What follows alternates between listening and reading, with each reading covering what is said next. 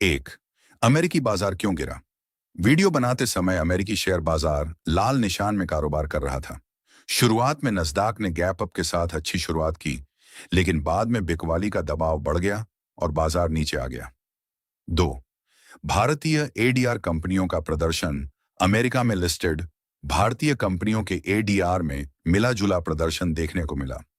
Infosys ADR लगभग 2.5% से अधिक गिरावट में था। विप्रो एडीआर हरे निशान में कारोबार कर रहा था। एचडीएफसी बैंक एडीआर में हल्की बढ़त थी। आईसीआईसीआई बैंक और डॉक्टर रेड्डीज एडीआर में भी हल्की मजबूती देखने को मिली। तीन, गिफ्ट निफ्टी क्या संकेत दे रहा है?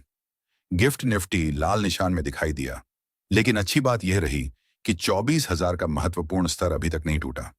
इससे संकेत मिलता है कि भारतीय बाजार में अभी मजबूत सपोर्ट मौजूद है।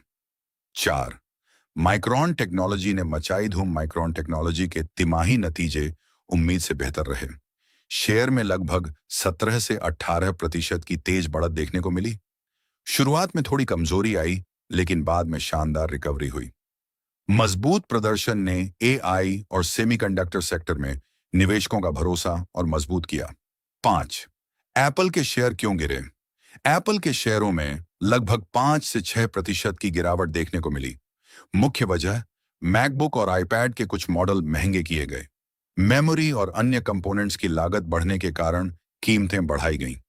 बाजार पहले से इस खबर को लेकर चिंतित था, इसलिए शेयर पर दबाव दिखाई दिया।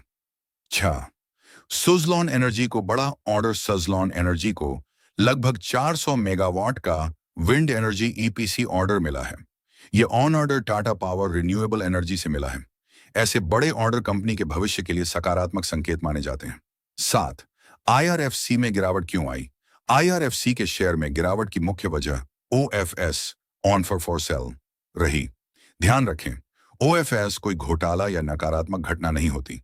इसमें सरकार या प्रमोटर अपनी कुछ हिस्सेदारी बेचते हैं।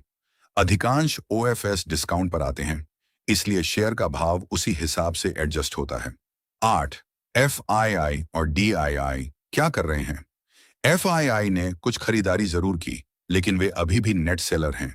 डीआईआई लगातार खरीदारी कर रहे हैं। डीआईआई की मजबूत खरीदारी बाजार को सहारा दे रही है, इसलिए केवल एफआईआई बाइंग देखकर निवेश का निर्णय नहीं लेना चाहिए।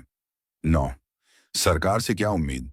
बाजार को उम्मीद है कि सरकार भविष्य में एसटीटी, एलटीसीजी और एसटीसीजी जैसे टैक्स नियमों में कुछ राहत दे सकती है। अगर ऐसी कोई घोषणा होती है तो बाजार के लिए यह सकारात्मक खबर हो सकती है। 10, डॉलर रुपया USD/INR लगभग 94 से 95 रुपये की रेंज में बना हुआ है। फिलहाल इसमें कोई बड़ा बदलाव देखने को नहीं मिला। 11, अमेरिका का जीडीपी और महंगाई। अमेरिका का जीडीपी डेटा उम्मीद से बेहतर आया। महंगाई से जुड़े आंकड़े भी काफी हद तक पहले से बाजार में शामिल थे। इस वजह से अमेरिकी बाजार में शुरुआती तेजी देखने को मिली, हालांकि बाद में मुनाफा वसूली के कारण दबाव भी आया। 12, आरबीआई और टाटा सन्स। आरबीआई ने अपर लेयर एनबीएफसी की परिभाषा स्पष्ट की है।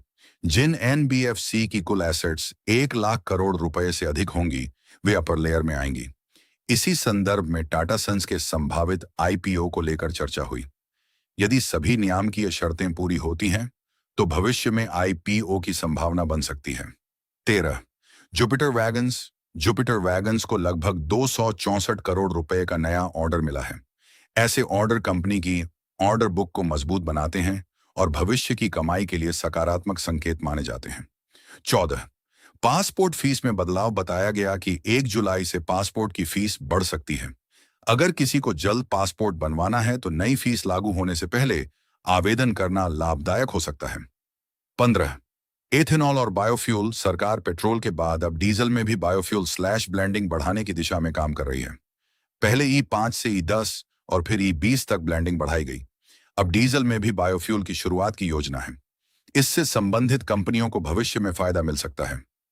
16, क्रूड ऑयल और एयरलाइन सेक्टर। क्रूड ऑयल की कीमतें लगभग 60 से 70 डॉलर प्रति बैरल की रेंज में आने से एयरलाइन कंपनियों को राहत मिली। कम ईंधन लागत का सीधा फायदा एयरलाइन सेक्टर की कमाई पर पड़ सकता है।